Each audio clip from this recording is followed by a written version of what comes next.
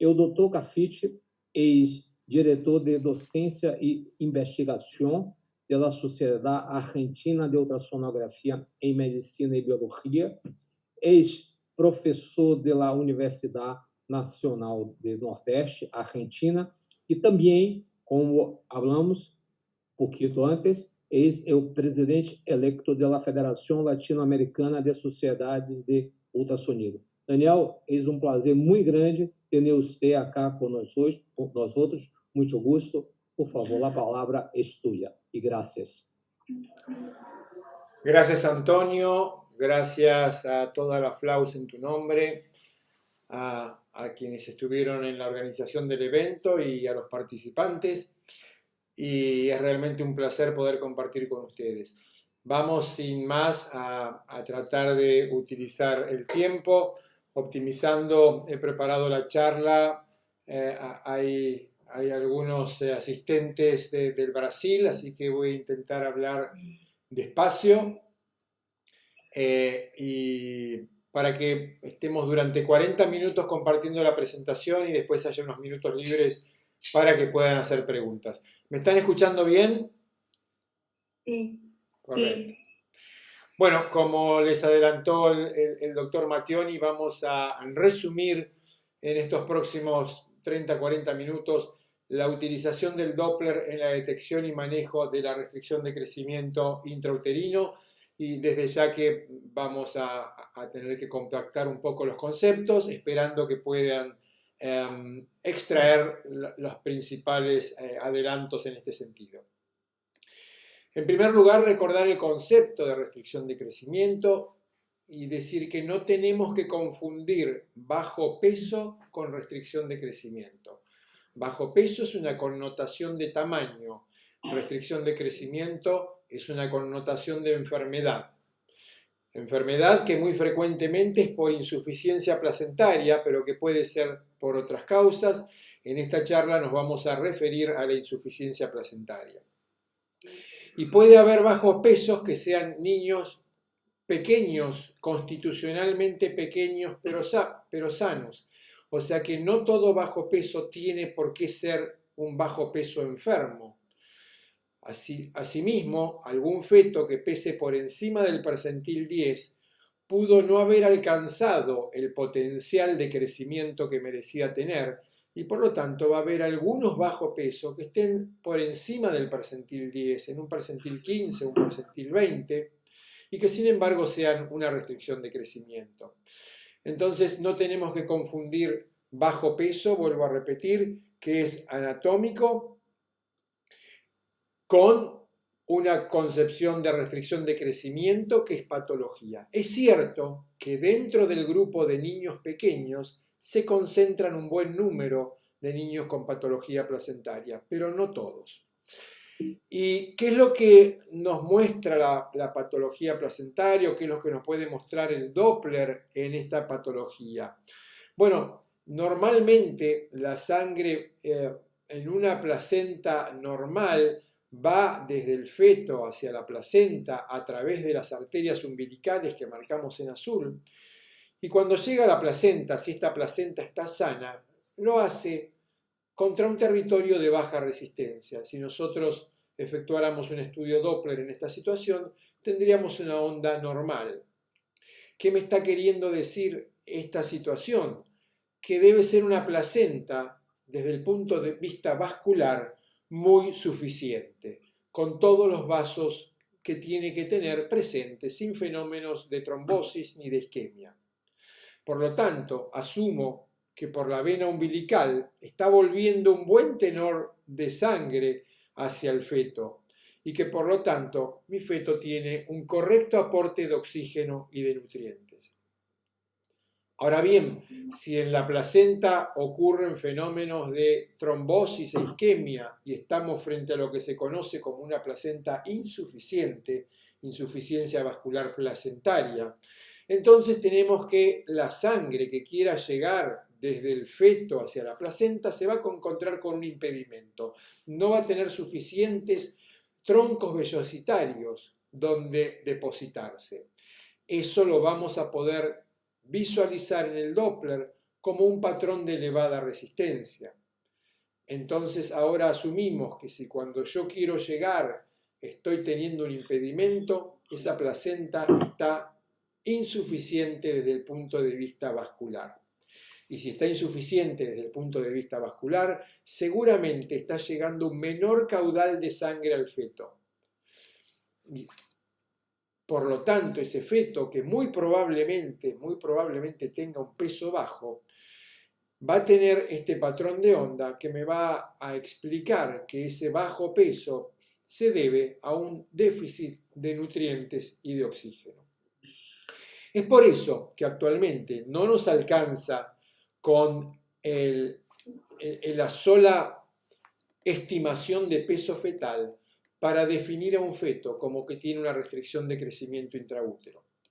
Ya hace unos años el estudio Porto nos mostró que la asociación que mejor definía un resultado perinatal anormal no estaba dada solamente por un peso por debajo del percentil 10, sino que para definir restricción de crecimiento como enfermedad y no como un problema biométrico de peso, debíamos tener un peso por debajo del percentil 3. Y es cierto, cuando el feto está por debajo del percentil 3, la asociación con un mal resultado perinatal es tan marcada que es un dato suficiente como para que consideremos al feto como potencialmente enfermo, independientemente de lo que el Doppler nos esté marcando.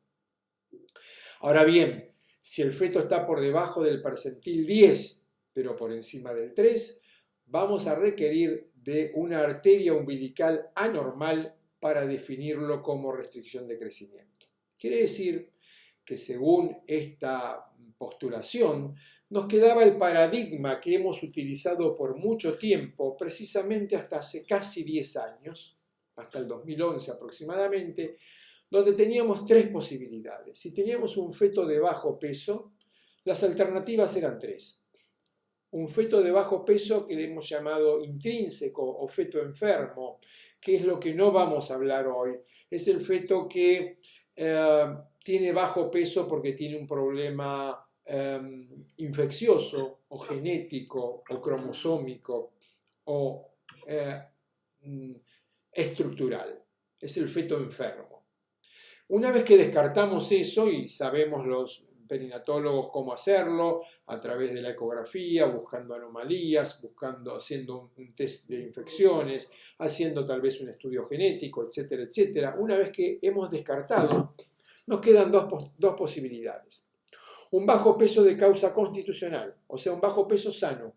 La mamá seguramente es pequeña, el papá seguramente es pequeño y el niño también es pequeño, pero no tiene ninguna patología, la placenta lo nutrió bien. O bien se puede tratar de un feto de bajo peso de causa placentaria, por insuficiencia placentaria.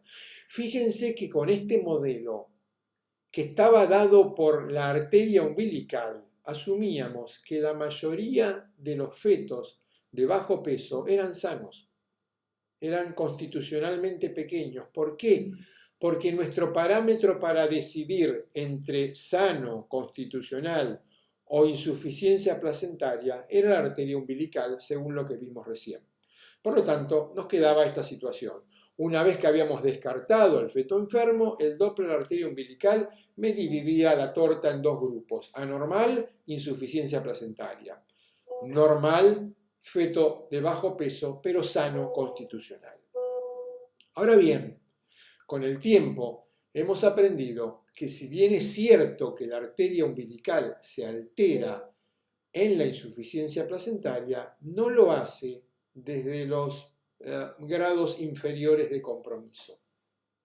O sea, si la placenta sufre un deterioro inferior al 30%, por ejemplo, un cuarto de placenta está alterado, la arteria umbilical no se va a alterar, no va a aumentar su índice de pulsatilidad por encima del percentil 95 y por lo tanto nosotros no nos vamos a enterar que este feto tiene una insuficiencia placentaria si nuestro elemento de búsqueda es la arteria umbilical. Y no estoy diciendo que el feto esté sano. El feto ha perdido un cuarto de placenta tal vez, y eso no es estar sano. Lo que estoy diciendo es que con la arteria umbilical no lo vamos a detectar y que tenemos que cambiar ese paradigma de que si la arteria umbilical es normal, el feto está sano. Ahora bien, si el compromiso placentario sigue en aumento, y es lo que le va a ocurrir al feto con una insuficiencia placentaria temprana o RCIU temprano, desde ya que va a aumentar el índice de pulsatilidad de la arteria umbilical, y si el compromiso sigue aumentando por encima del 60% del territorio placentario, entonces ya este compromiso en el Doppler va a ser mayor aún, y vamos a tener un flujo que habitualmente va a ser ausente o reverso en la diástole de la arteria umbilical. Por lo tanto, a partir de este conocimiento de que no todos los fetos con insuficiencia placentaria tienen alterada la arteria umbilical, cambió nuestro paradigma. Y la situación que tenemos actualmente es que pasamos de donde decíamos que un Doppler de arteria umbilical normal era un feto sano constitucional, a esta nueva visión, donde cuando el Doppler de la arteria umbilical es anormal, definitivamente la causa del defecto en el crecimiento en este feto es placentario. Pero cuando el Doppler es normal, puede tratarse de un feto sano, constitucional, pequeño, sin patología, pero también puede corresponder a una restricción de crecimiento tardía. Tardía porque habitualmente comienza más avanzado el embarazo, después de las 30-32 semanas, 32 semanas es la fecha arbitraria que se utiliza, y porque tiene un compromiso placentario menor al 30% de la placenta. De manera tal que nuestra visión actual es esta: la torta se dividió en 4 porciones. Y ahora ya, una vez que descartamos el RCIU intrínseco, el RCIU, el feto enfermo, nos quedan 3 posibilidades. Una es que tenga una restricción de crecimiento precoz, y en este caso la arteria umbilical habitualmente va a estar alterada. Y otras 2 situaciones en las cuales la arteria umbilical no se va a alterar: el feto sano y el feto con una restricción de crecimiento tardía que no está sano. Tiene la umbilical normal, pero no está sano, y más adelante nos vamos a referir a cómo hacemos para identificarlo. Luego del estudio Porto que les mencioné antes, donde se definía la restricción de crecimiento en combinación con la arteria umbilical, surgió este estudio de la doctora Gorshin en el año 2016, un estudio que se hizo con metodología Delphi. Metodología Delphi quiere decir que se hizo por votación entre expertos, que definieron, según su votación, que está acá a la derecha, qué era un RCIU placentario precoz y qué era un RCIU placentario tardío. Y ven que para el precoz quedó como definición o concepto, según lo que votó la mayoría, la ausencia de anomalías congénitas. Obvio, porque si es placentario, estamos ya por defecto eliminando la patología congénita. Hasta las 32 semanas, porque les dije que es el punto de corte que tenemos. Pero fíjense que según la nueva definición, no solamente el peso interesa, sino también la circunferencia abdominal. Por lo tanto, una circunferencia abdominal o peso fetal estimado por debajo del percentil 3, en estas condiciones, define un RCIU placentario precoz independientemente del Doppler. Es tan fuerte la asociación entre peso por debajo del percentil 3 con mal resultado perinatal que alcanza con que el feto tenga un peso en el percentil 2 para que lo podamos considerar restricción de crecimiento placentaria y lo manejemos como tal, lo cuidemos como tal. O bien que la circunferencia abdominal o el peso fetal estimado estén por debajo del percentil 10, pero esto combinado con una arteria umbilical anormal o una arteria uterina anormal. Cualquiera de las dos alcanzan para definir la restricción de crecimiento intraútero. ¿Qué es entonces ahora la restricción de placentaria tardía? Y acá tenemos que tomar en cuenta dos consideraciones que acabamos de estudiar. Desde ya que también ausencia de anomalías congénitas. ¿Por qué? Porque es placentario, no es por patología fetal. Dijimos que tardío lo considerábamos 32 semanas o más. Y dijimos también que tardío no necesariamente iba a alterar la arteria umbilical. Es un compromiso más pequeño, un compromiso que ahora les voy a tratar de explicar desde la fisiopatología, donde no interviene solamente un tema de perfusión. Y nuevamente, acá ven que la circunferencia abdominal por debajo del percentil 3 es suficiente para poder definir restricción de crecimiento, ¿sí? Más allá de lo que ocurre en el Doppler. Y también la circunferencia abdominal. Esto es igual para el precoz y para el tardío, cambia el momento solamente. O dos de las combinaciones siguientes. Circunferencia abdominal o peso fetal estimado por debajo del percentil 10. Circunferencia abdominal o peso fetal estimado que caiga 2 cuartiles, o sea, 50 percentiles. Un poco no muy claro esta parte de lo que se decidió y se votó, porque una caída de 50 percentiles es muy fuerte y la definición no dice en cuánto tiempo. Obviamente no es lo mismo que el feto caiga 50 percentiles entre la semana 20 y la semana 35 o que los caiga entre la semana 30 y la 33, que sería mucho más abrupto. Por lo tanto, esto va a estar en el buen entender de cada uno de nosotros, que esta definición, a veces un poco estricta, se traduzca en prestemos atención a si ese feto no solo tiene un bajo abdomen, no solo tiene un bajo peso, sino que manteniendo su abdomen y su peso dentro de rangos normales, se está cayendo en el crecimiento. Finalmente, la tercera alternativa es que tenga una relación cerebro-placentaria o disminuida por debajo del percentil 5 o una arteria umbilical por encima del percentil 95, poco probable, o que tenga también alteraciones en la arteria uterina, una arteria uterina que no está puesta en la definición, pero que lo usamos actualmente para definir el RCIU tardío. Un feto que está creciendo por debajo del percentil 10 y que tiene arterias uterinas anormales, lo definimos como restricción de crecimiento también.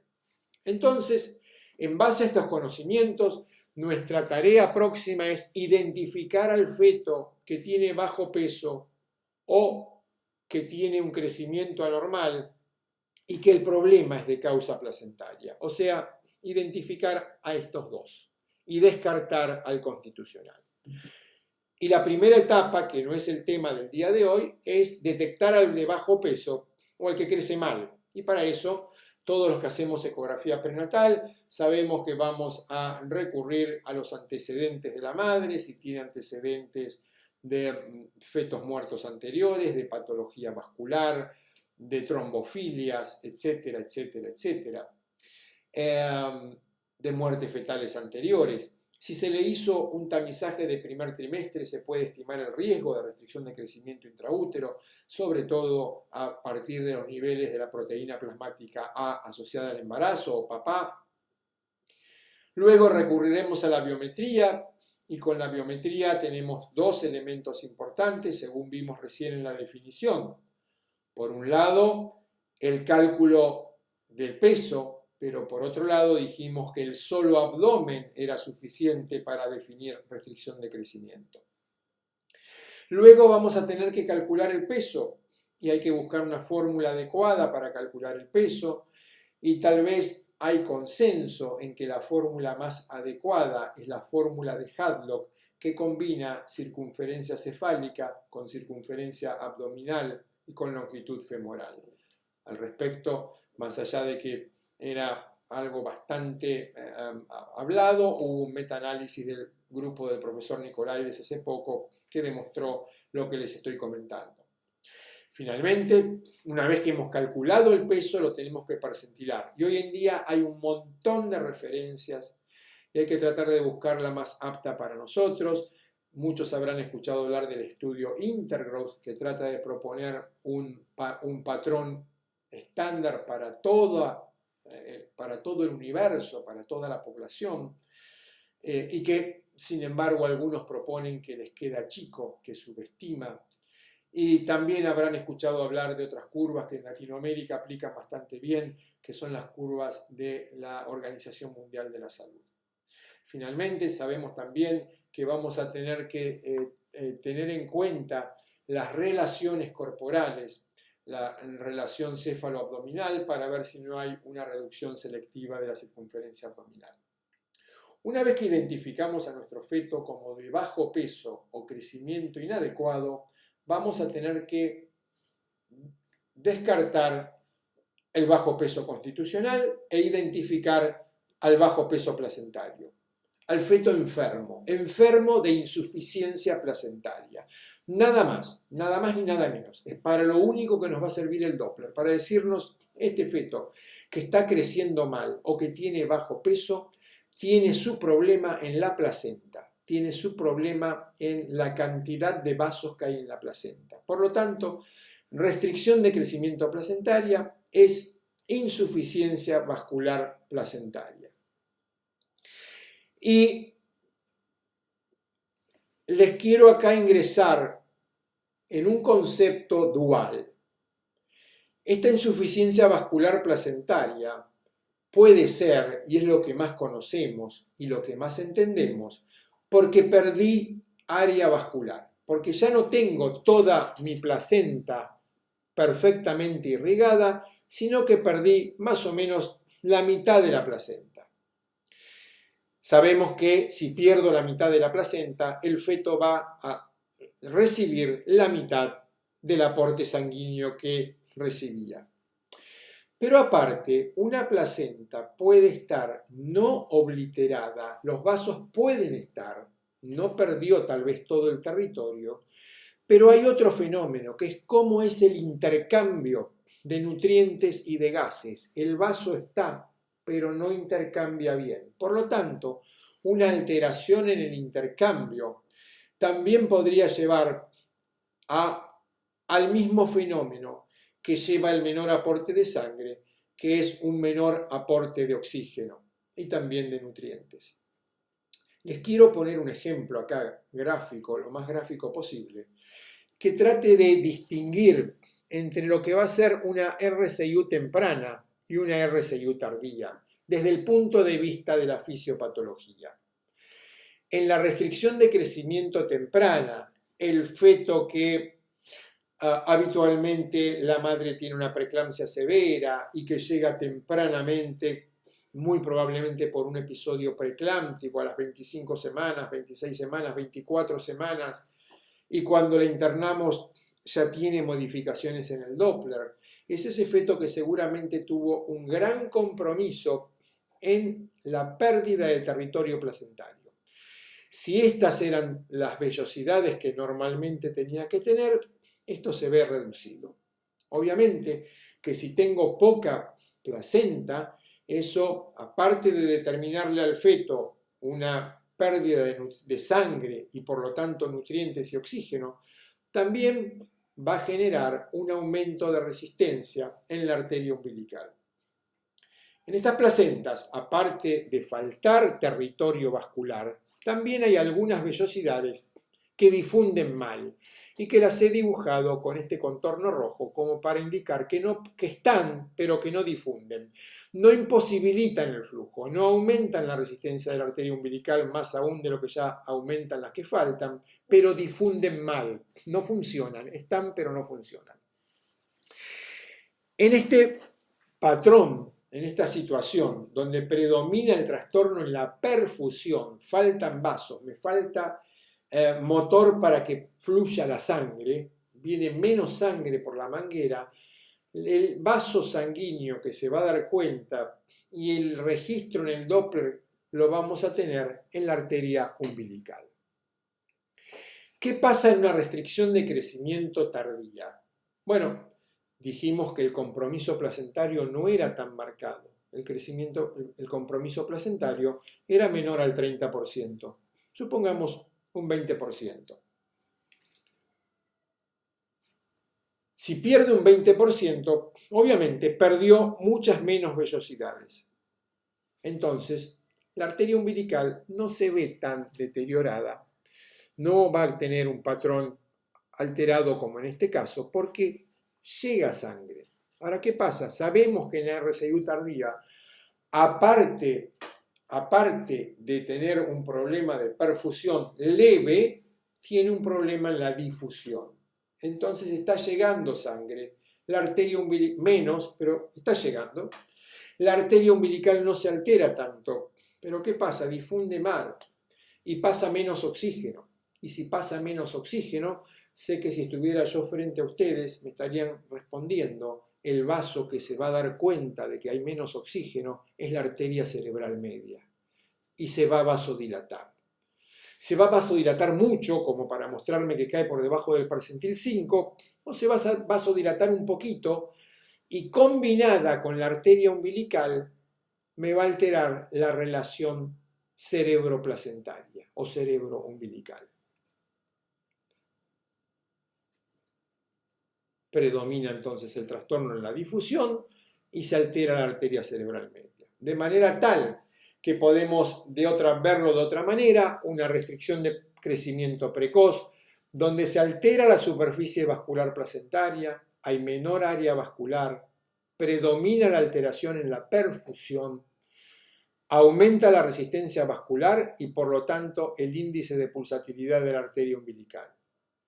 Mientras que en el RCIU tardío lo que se altera básicamente es la maduración vellositaria, hay menor compromiso del árbol vascular, no hay pérdida de tanto territorio, por lo tanto no hay tanto compromiso en la resistencia vascular y en la arteria umbilical que probablemente no se altere, pero se va a alterar la cerebral media de manera muy intensa en etapas más avanzadas, disminuyendo por debajo del percentil 5, o de manera más leve, como les dije recién, de manera tal que combinada con la arteria umbilical determine una alteración en la relación cerebro-umbilical.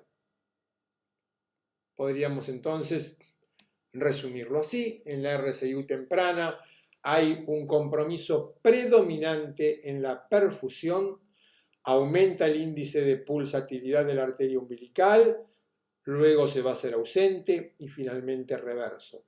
En la RCIU tardía, el compromiso predomina en la difusión, por lo tanto, inicialmente lo que podemos tener es una disminución en la relación cerebro-umbilical y una disminución en el índice de pulsatilidad.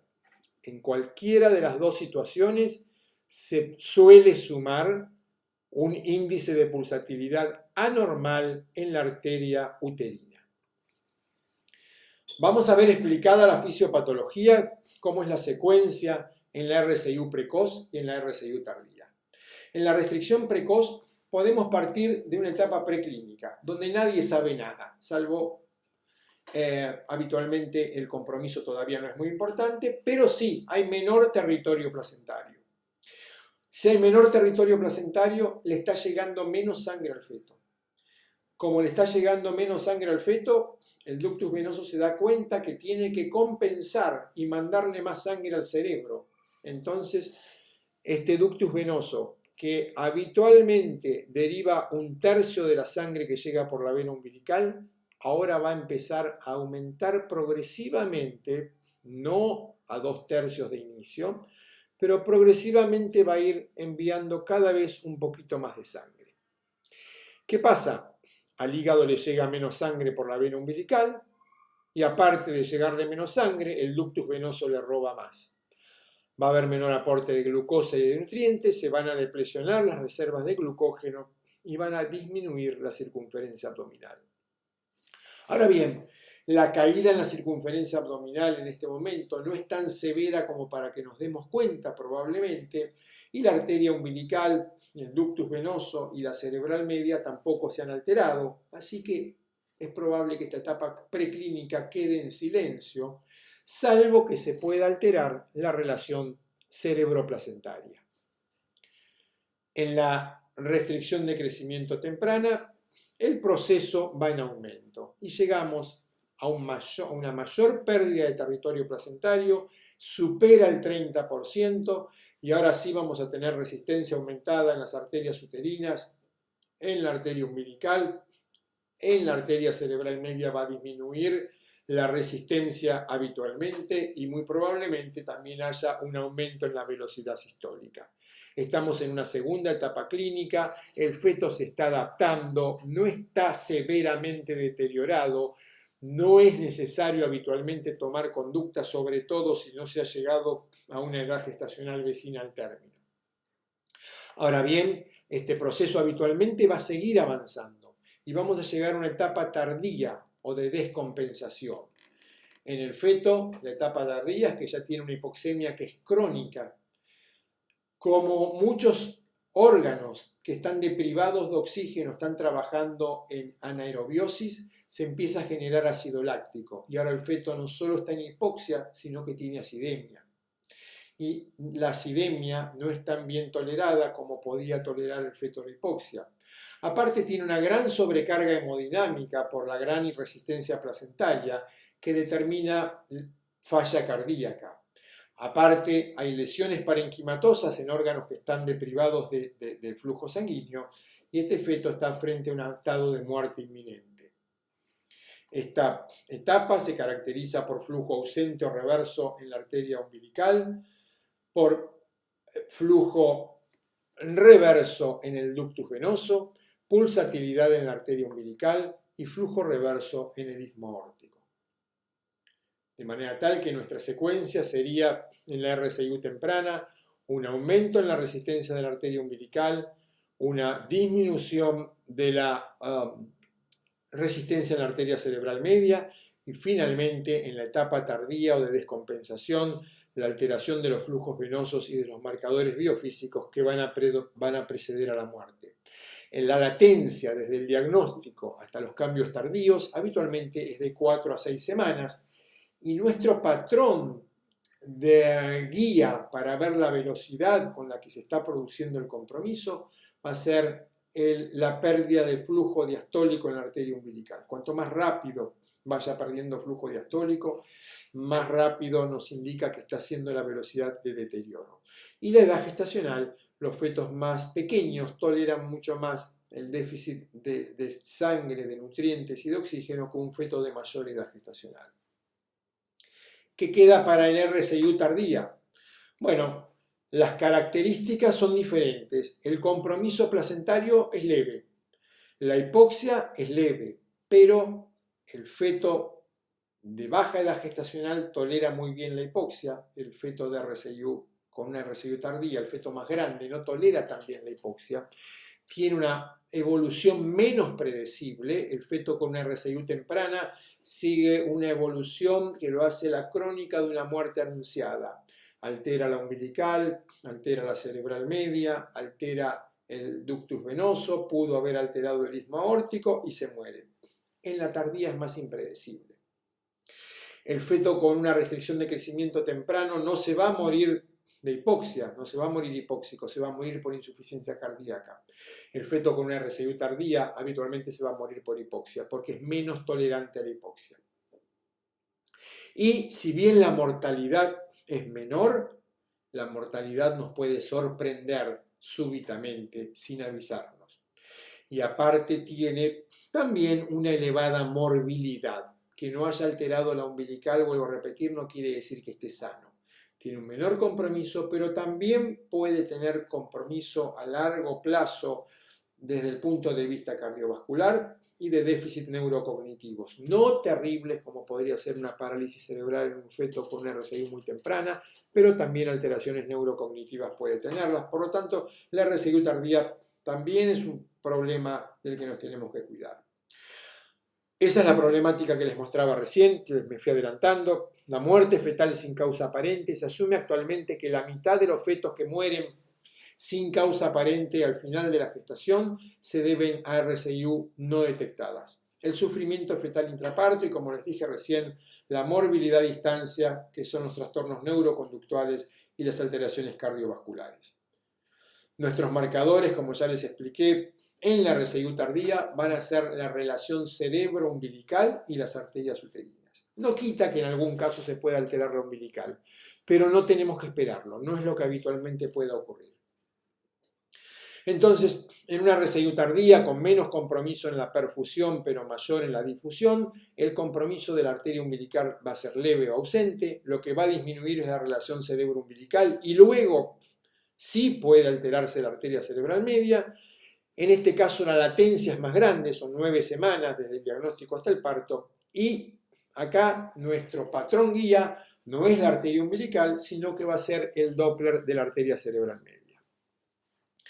Vamos terminando con el seguimiento y manejo, y sobre todo para aquellos que hacen obstetricia, no hay tiempo, tendríamos que tener más de un webinar solamente para referirnos a estos dos trabajos, pero hay dos trabajos que les recomiendo a todos los obstetras que revisen para el seguimiento y manejo de la restricción de crecimiento, que son los que se conocen por sus acrónimos de GRIT y TRAFL. Pero que básicamente les puedo decir que nos muestran un poco esto, que la sobrevida in útero, que la permanencia in útero no es nociva, que la permanencia in útero a veces es deseable. Y que fíjense, acá tenemos que hasta la semana 27 aproximadamente, el aumento en la sobrevida y en la sobrevida sin secuelas es de un 2% por día. Cada día que mantenemos al feto in útero en este momento, le damos un 2% más de chance. O sea, 2 semanas es un 28% más de posibilidad de sobrevida y de sobrevida sin secuelas. Obvio que está el riesgo de la mortalidad, pero también pesa la sobrevida sin secuelas. A partir de las 27-28 semanas ya cambia un poco, pero igual la sobrevida mejora un 1% por día. En estos dos trabajos, que vuelvo atrás, el GRIT y el TRAFL, y en esto que les acabo de condensar acá, se resume cualquier manejo que podamos tener de la restricción de crecimiento intraútero. Entonces ustedes pueden adherir a la política, no hay tiempo para que se los detalle, pero se los dejo acá para que lo vean y eventualmente le tomen una captura. Este es el protocolo que sigue Medicina Fetal Barcelona, que ustedes lo pueden adoptar tal cual o lo pueden adaptar a sus necesidades. Ellos clasifican el RCIU según las características del Doppler y en base a las características del Doppler establecen un patrón de seguimiento y un patrón de finalización. Una manera de recordar esto de manera sencilla y que ustedes adapten a sus necesidades es tener en cuenta que el feto por debajo de las 26 semanas tiene una elevadísima mortalidad y morbilidad a largo plazo, secuelas neurológicas importantes. Y que si tal vez ustedes lo sacan y no se les muere a ustedes, lo más probable es que después se le muera al neonatólogo o que termine con secuelas. Por lo tanto, siguiendo un poco las palabras del profesor Frances Figueras, por debajo de las 26 semanas no hay feto y cualquier terminación obedece a causa materna. A medida que va progresando la gestación, entonces vamos a ir cambiando el umbral. Hasta las 30 semanas va a ser el ductus venoso, de las 30 a 34 el flujo reverso en la umbilical, de 34 a 37 el flujo ausente en la umbilical, de más de 37 semanas ya el percentil 3, la arteria uterina, la relación cerebro-umbilical o la arteria cerebral media. Es muy parecido, pero un poco más pragmático que lo que les mostré antes, el protocolo de Barcelona, pero ustedes pueden seguir esto que les dije acá, lo pueden adaptar a su medio, pueden seguir los protocolos de Barcelona, pueden seguir los protocolos del Dr. Bayat. Todos más o menos están basados en la misma evidencia que son los dos trabajos que les mostré, el GRIT y actualmente sobre todo el TRAFL, que, me quedó agregarles, el TRAFL combina el monitoreo fetal electrónico computarizado. Hasta donde sabemos todos, no existe en Latinoamérica ni en Norteamérica monitores fetales computarizados. Por lo tanto, es más difícil esa combinación. Como mensajes antes de terminar y antes de un anuncio, hay que identificar no solamente el bajo peso, sino el crecimiento anormal, la insuficiencia placentaria, intervenir de manera adecuada, recordando la ganancia de sobrevida sin secuelas cuando podemos mantener el feto inútero y no asustarnos a veces ante una arteria cerebral media alterada solamente y sacar un niño de pretérmino. Utilizar los puntos de corte, ya sea la umbilical, la cerebral media o el ductus venoso según la edad gestacional. Tener en cuenta que el RCIU tardío no es una patología fuera de complicaciones y recordar que la arteria umbilical no se altera en la RCIU tardía. Les quiero agradecer su presencia, les quiero aprovechar el espacio. Saben que SAUM es sociedad integrante desde la fundación de la FLAUS y por eso hemos tratado de intercalar nuestros webinars con los de FLAUS, de manera tal que ustedes tengan entre los de FLAUS, los de webinars y los de otras sociedades integrantes de nuestra querida federación, posibilidades de escucharnos.